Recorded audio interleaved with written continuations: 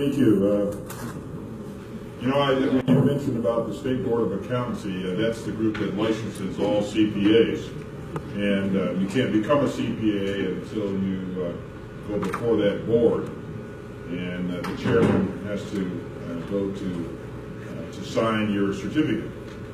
And at the time that I came onto that board, we had virtually no black CPAs, because in order to become a CPA, you had to work for a white accounting firm. And white firms wouldn't hire you.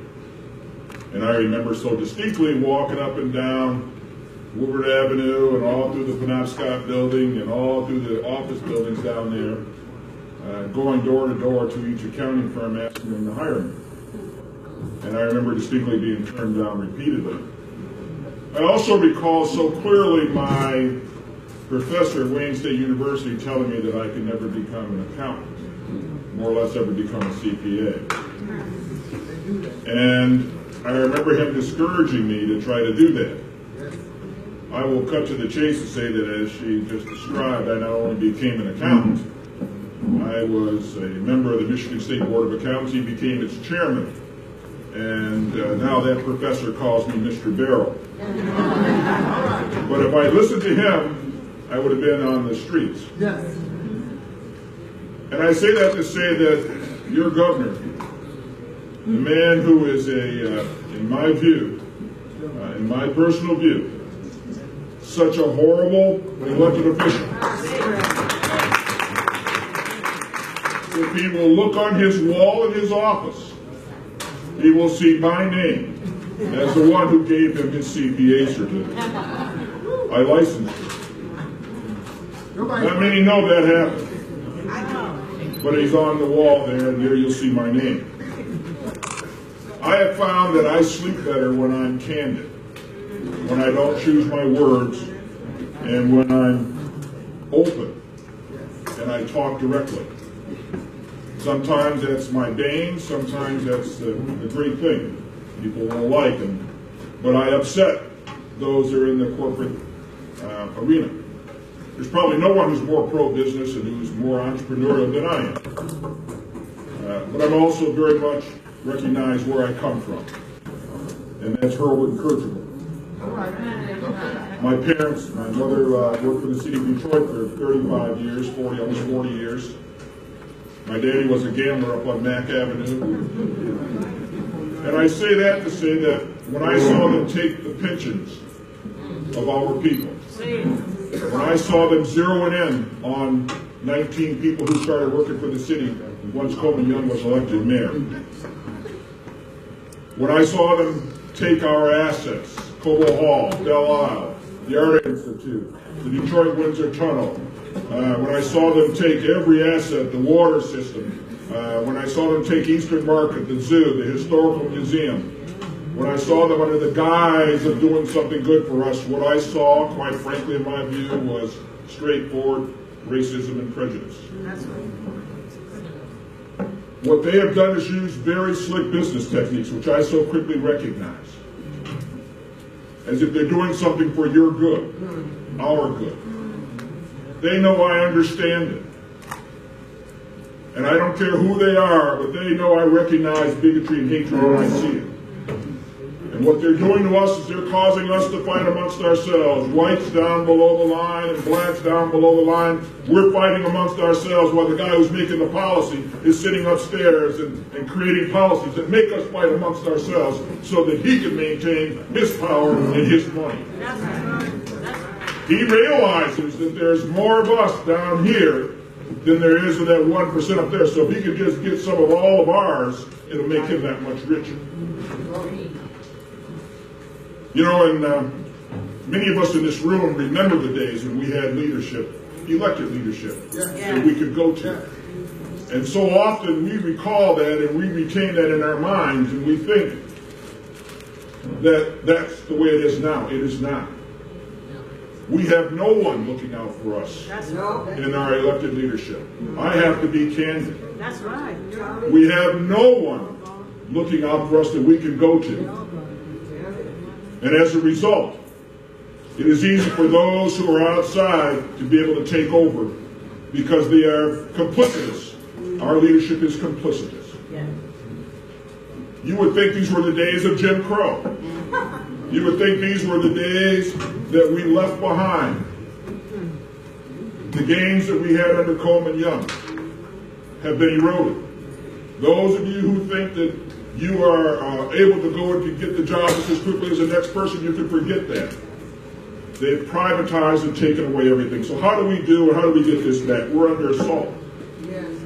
This city, whether we want to accept it or not, and whether I know that there's folks in here right now going to take this message back, and I know that there's the corporatocracy that is watching this and that will say we can't have that barrel guy nowhere around us because I know who you are. But I want them to understand this. We are in a fight for our lives here in Detroit.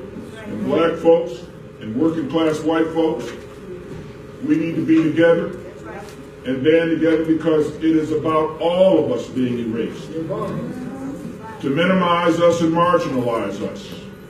And it is so clear. And so how do we do that? I'm going to tell you all about the election system. I'm going to spend a few minutes on it because you take it for granted. In your minds, you can't believe that anybody could very well tamper with anything to do with our election system. We believe without fail that our election system, that if we just get out and hustle and go vote, it's going to be successful. Well, it's not the way it is, folks. There's things that I saw with my own eyes. I'm not a marginal crazy guy. I'm a very rational, consistent, I like to think I'm halfway intelligent businessman. I see what I see, and I know what I saw. And I'm just going to tell you in 2009, before I bring you up to our voter initiative today and where it is today. In 2009, when Dave Bing won, they needed Dave Bing.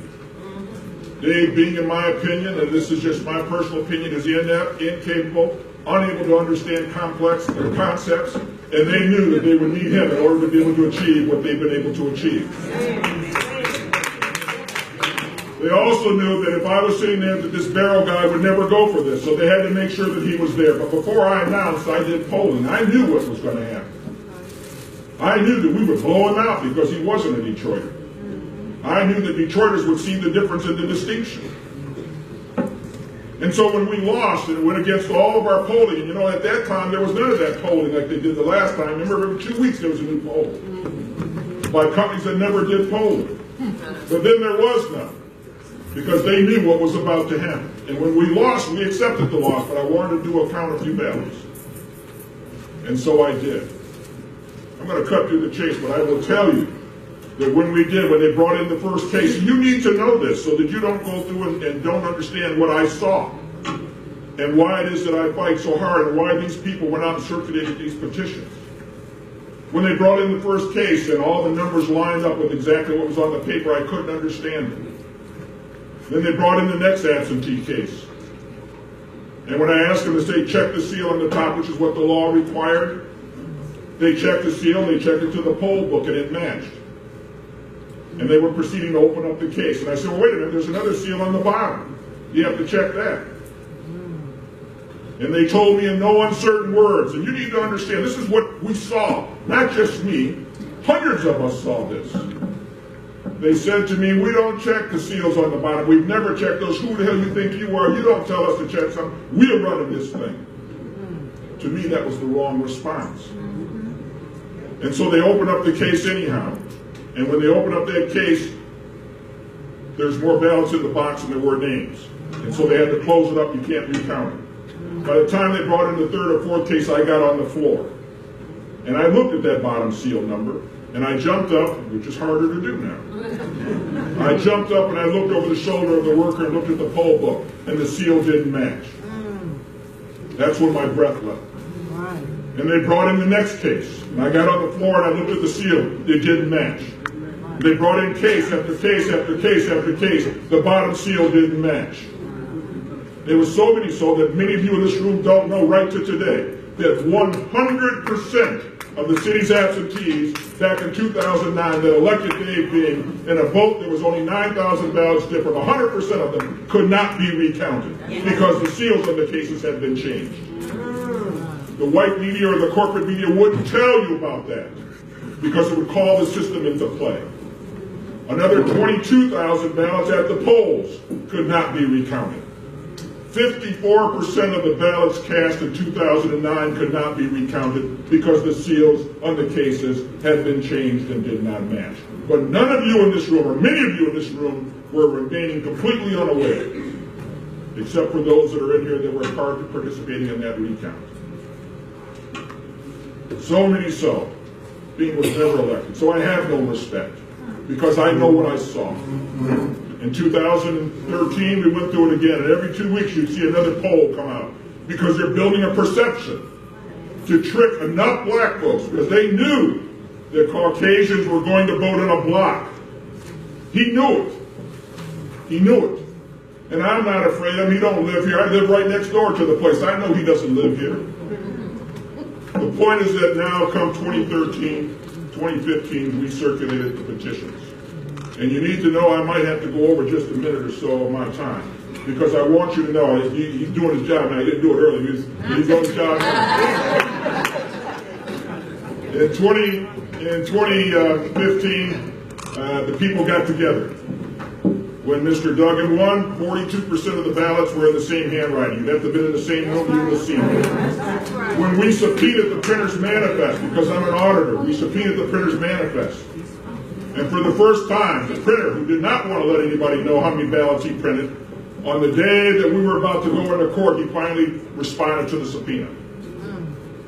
And we saw for the first time that 35,000 extra blank absentee ballots are printed that are never accounted for.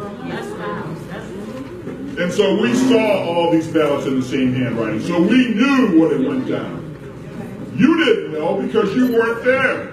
And no one was telling you. So we got the people together. And we then circulated petitions last year that says, here's what we're going to do, folks.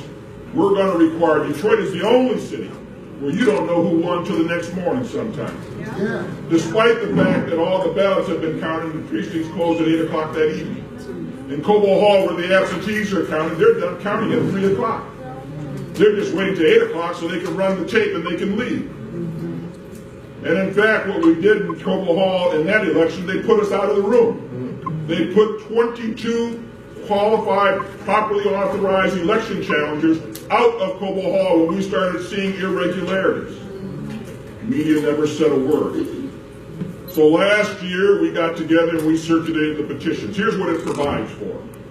And you need to understand what you're under assault because, folks, they're trying to keep you quiet. It provides that at 8 o'clock, at the closing of the polls, when that city worker, who we know is honest, when they press that button and out comes the tape, they must hang that tape on the front door of the precinct where you voted at. At 8 o'clock at Cobo Hall, when you press that button and the absentee count comes out, you must hang that tape, another copy of that tape on the front door of Cobo Hall. The people circulated that petition. That only seeks for fairness. And so we got enough signatures. They didn't think we were going to do it. We got enough signatures. We presented them to the Detroit Elections Department as required to do. On May 8th, I went down, they said, you have enough signatures. But we didn't get the formal notification. They have 60 days for the council now to vote it into law. Mid-June, we finally received a letter dated May 8th, which means 45 days had passed, and you have only 14 days now for the council to vote. They don't move that quick. Janice Winfrey knew that. She deliberately held it up. I'm not angry at Janice Winfrey. I'm angry at us for not rising up against this because she is coordinating all of this. And so as a result, it goes over to the council, to the elections, to the committee called the Internal Operations Committee. That committee then had the law department take a look at our ordinance and came back on July 22nd and said that your ordinance is proper. The ordinance provides that you as a citizen, if they don't hang that tape on the door, you can complain to the Inspector General. He has 10 days to make a determination.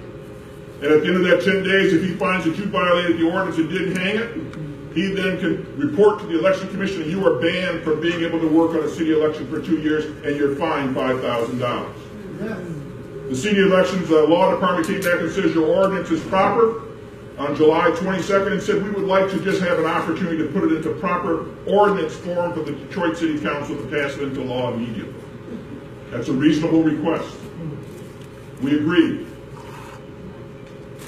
They were going on recess July 31st, so all during July I called the city law department to meet. I called, and I called. Andre Spivey says, we're going to do this, don't worry about it, Mr. Barrow, you just cooperate, just help us out. George Cushionberry says, you just don't worry, we're going to pass this. All during August, no one responded. We come back in September, the day it's supposed to go before the Detroit City Council, and they bring back an ordinance that's entirely different, that I had no input on. A criminal ordinance. I said, well, we don't want a criminal ordinance. We're not trying to put somebody in jail over this. Their ordinance required, that they wrote, that you have to go and file a complaint at the police department, at the local precinct.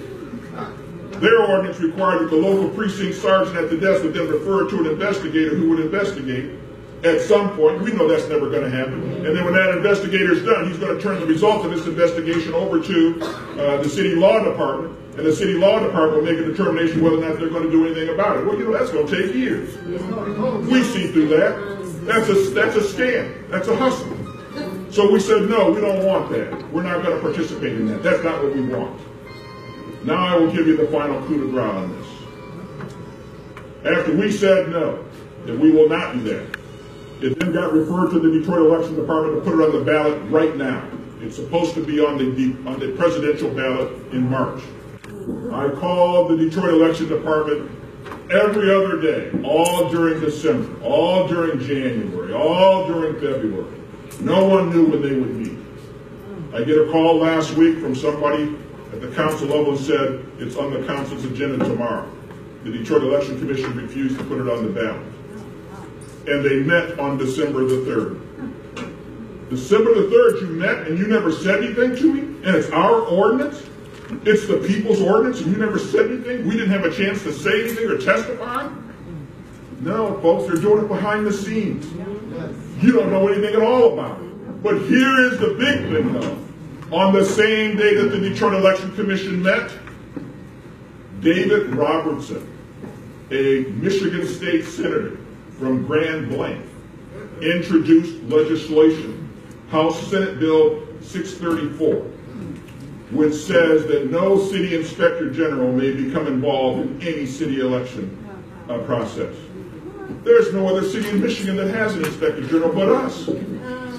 There's no other city that has an inspector general named in any initiative. It says that no citizen can initiate anything of that sort that would involve somebody outside of the city's elections department. That's Duggan.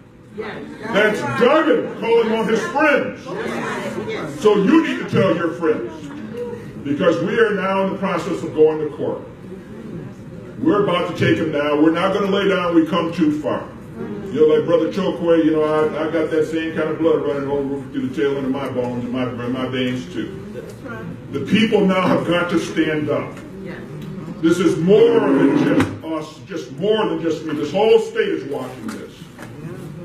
There's nothing wrong with our ordinance. Our ordinance was approved by the city's law department. It has since reversed and changed its mind and said that no, it's all illegal now, arbitrarily. So I will close here by saying to you, you've got to rise. You've got to help us to be able to do this. We've got to go to court. We've got to fight this like we fought casino gambling. If you recall back in 1987, when casinos were authorized by the state of Michigan, there was a group that circulated petitions that said even if casinos are authorized in Michigan, it should be illegal until the people of the city of Detroit vote to have it. We are that group that did that. And you got a chance to weigh in. And you then voted to approve casinos ultimately after turning it down 3 times.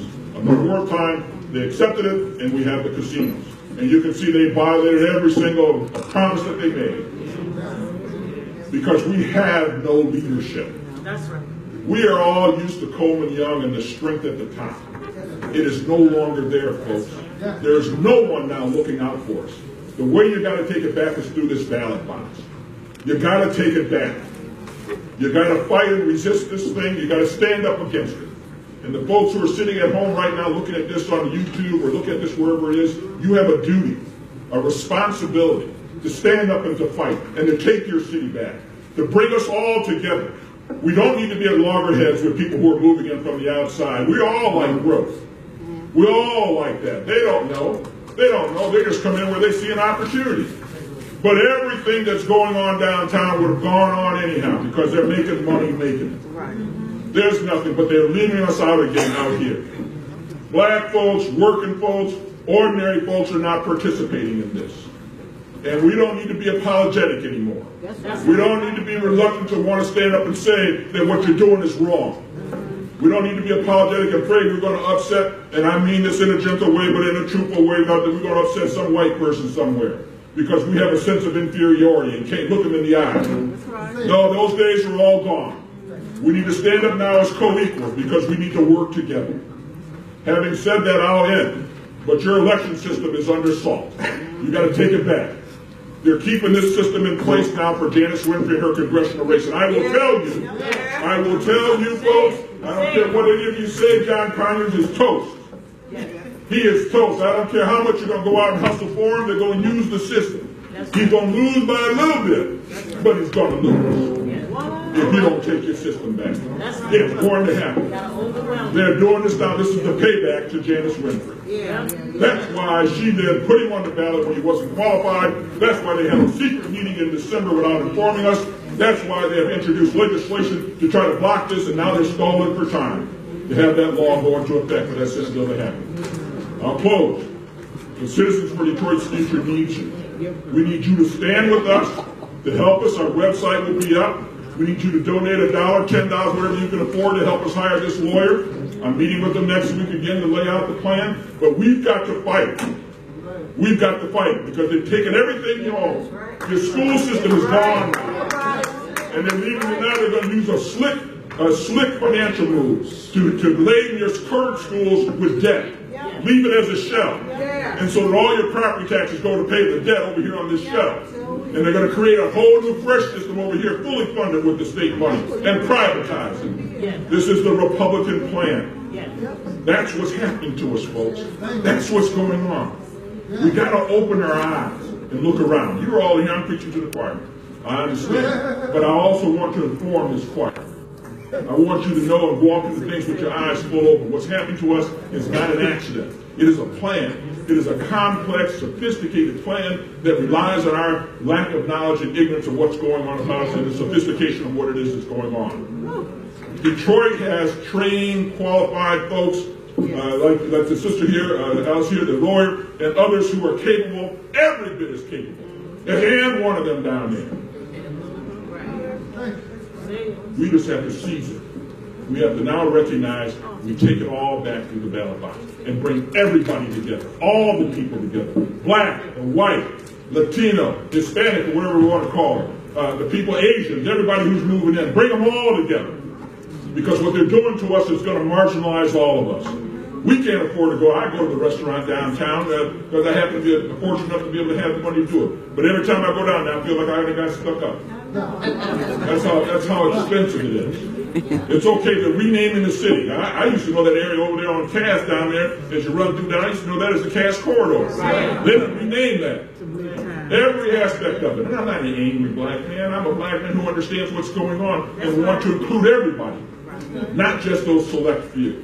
And the guys who are making these rules are at the top, causing us down here on the bottom to fight amongst ourselves. And when we say something about it, the other people say, well, why are you complaining about it? I'm not like that. No, the guy up there who is like that. So I'll just leave it right there. I get too worked up. I'll continue on. I don't mean to dominate the rules. I may run over a little bit, but it was all a good feeling, and hopefully you'll all understand as to why it is. Thank you all very much for your time.